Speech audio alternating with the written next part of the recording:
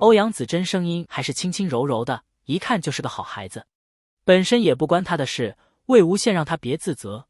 温宁也上前表示关切，只有江澄一个人面色难看，坐在一边一言不发。这几个小辈毕竟还年少，兴奋起来你一句我一句的就要没完没了。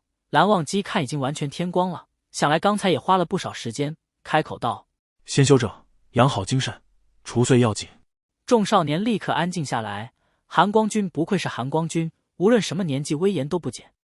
公子来了以后，我有独自去森林看过，我见到了那个女子。温宁本是想去查探一番线索，可见到了那女子由黑雾化成人，一脸不善地瞪着他，没等他动作，又化成一团黑雾跑了。温宁又磕磕巴巴开口道：现在的你不知道认不认识，在给金陵小公子做灵的有个晚上，我见过他在伏魔洞和你说话。和我说话？说些什么？魏无羡道奇了，难道是他以前的座下女鬼不成？温宁摇摇头道：没全听到，好像他叫你跟他走，我听你好像叫他什么。毕竟是隔多年，当时温宁也没有很在意，实在是想不起来魏无羡当时叫了那个女鬼什么。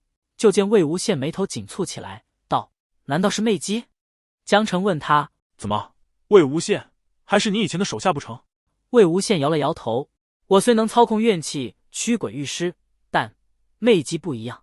然后面色凝重再道：魅姬的能力很特别，他自己并不作祟，而是勾引旁人去做，从中汲取力量助长修为。不知是否这个原因，魅姬身上并无怨气。与魅姬相遇只是偶然。射日之争时，魏无羡到处挖坟，某日看到个大宅院上空邪气四溢，黑影笼罩，而院里吵得不可开交。好奇一问，旁人告诉他，那宅院的少爷将自己亲爹养的宝贝鸟儿全烤了，逼自己父亲的小妾吃，小妾不吃，竟被他活活打死，现下语言过激，状似疯癫，他爹怀疑他中邪了，正想绑他去驱邪呢。中邪肯定是不假，因为魏无羡已经看到院里树上坐着个妙曼女子，双脚一前一后的踢着，正看着这场闹剧，乐呵呵的笑呢。其他人都看不到，是个女鬼。魏无羡想着这几日都在附近挖坟，搞不好就有这家的亲戚，想着举手之劳帮一下，便奏起陈情。可是没用，魏无羡心下奇怪，那女鬼他招不来，不止如此，陈情笛音特别，反而让那女鬼注意到他。那女鬼飘了过来，看来人一身黑衣，面上毫无血色，深红的发带随着黑色发丝在风中飘扬，犹如鬼魅。他惊奇道：哇，你这人怎么比我这鬼还像鬼？魏无羡没有答他，只道：仙门战场离此地不远，劝你不要在此作乱。那女鬼无所谓的笑道：我知道，不过你待如何，散了我。可我没有作祟，你们怎能胡乱安人罪名？他心下警惕起来，这女鬼甚是邪门，先前招不来他便发现此鬼并无怨气。这宅院上方邪气如此重，又见这家中了邪的小公子怨气缠身，想必都是这女鬼导致的，但他本身竟是干干净净，笑起来一派天真无邪。魏无羡眉心蹙起，道：不作祟，作乱也不可。女鬼指了指宅院里闹得不可开交的一伙人，问：你说他们？看魏无羡没打算答他，又道：你这人着实有趣，明明修着这邪魔外道，心肠怎的这么好？魏无羡还是不答他，又继续：你只看到了我捉弄他们，但你可知那小少爷飞扬跋扈，日前还强抢民女，这家的小妾联手逼死主母，那胖老爷爱鸟胜过人命，先前因下仆为食量有不对，便将人活活打死，我不过看不过眼，教训他们一下。这下魏无羡终于开口，不要冠冕堂皇的把自己说成正义之士一般，那小子不出3日便会衰竭而死，而召来的怨气全都为你所用，是也不是？那女鬼笑起：啊，你这人好生厉害，这也能看出来。说罢眼里爬上一丝阴森恐怖，又道：莫不是你要妨碍我？魏无羡却是懒得和他纠缠，冷着脸转身便走了。那女鬼跟在他身后：哎，你怎么走了？你不管他们了？魏无羡只冷冷地丢下一句：咎由自取，自作自受，径自走了。那女鬼看他好似发现了新奇有趣的事，便也没心思理那家人如何了，几乎是缠着他似的跟着他。然后他得知此女鬼名媚姬，原是青楼头牌，所以惯会察言观色，勾引人心。而他自己所说自己死很久了，久得连自己为什么死的都忘了。当他有记忆之时，自己就有着特殊的能力，不需要自己作祟，他只需勾引别人去做，便能吸收为自己所用。反正我就是看上你了，小公子，你就依了奴家吧。魏无羡理都不理他，他便更是殷勤，跟前跟后，不过也不是一直都在，有时候见得别的有趣的人，又去招惹别人了。如他所说，除了魏无羡，以他的能力都是手到擒来，所以他便也容易腻，3分钟热度而已。每跑出去一阵，想起来了又会回来，继续拿各种花言巧语勾引魏无羡跟他走。也不知此女有甚方法，魏无羡在哪，他总是找得到。但是魏无羡看到的媚姬虽邪，却专挑恶人下手。如媚姬自己所说，人性本恶之人操纵起来才容易，因为他们本就要作恶，并不会有强烈的反抗意识。你确定？只见江澄蹙起眉道：可我们见到的那女鬼分明甚邪，怨气横生，还不能确定就是媚姬。魏无羡摇了摇头。江澄思考了一下，问他：那她是否会用鬼道？魏无羡疑惑地看向他，答他：媚姬有没有其他能力，我并不知晓。你是觉得她叫唤恶灵的伎俩是鬼道？江澄摇了摇头，罢了，还不甚清楚，之后再说吧。魏无羡打了个哈欠，确实有点困了。不管了，我累了，大家先休息，晚上我们再去会会他。然后拉着蓝忘机去找掌柜的要了间房，并且私心没有再提要个大点的床的事，蓝忘机也没再提多要个枕头的事。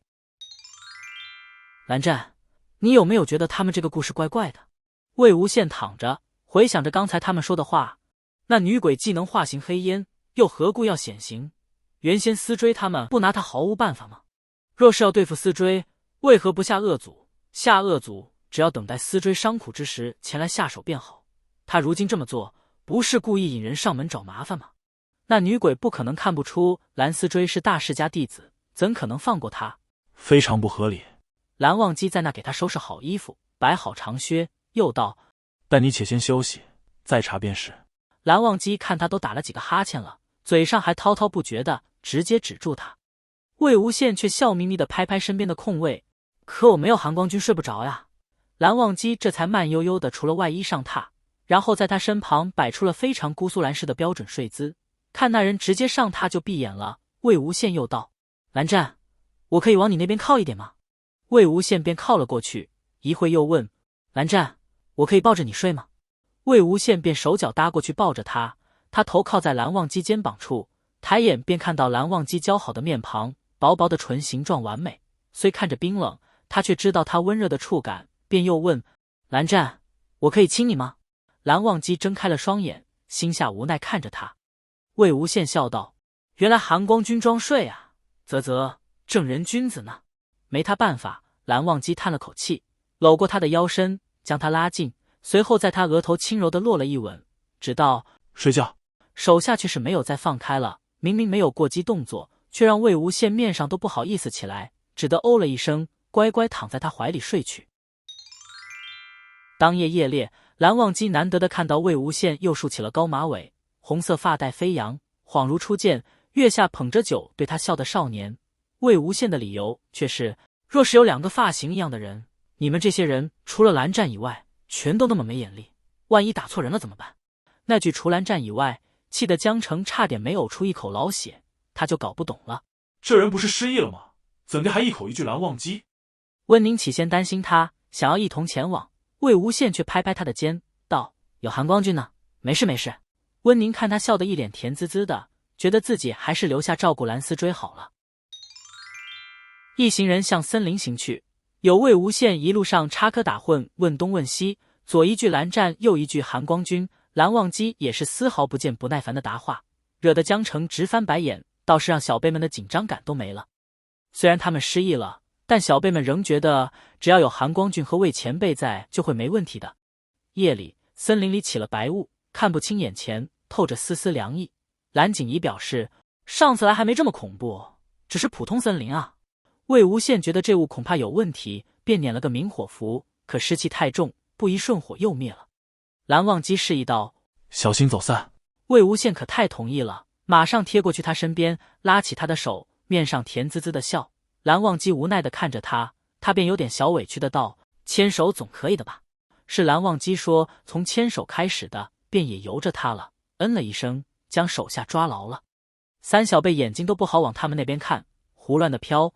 江城单手扶额，觉得白眼翻多了，头有点痛。如果你喜欢我分享的小说，请点击订阅频道，你们的观看是我剪辑影片的动力，感谢您。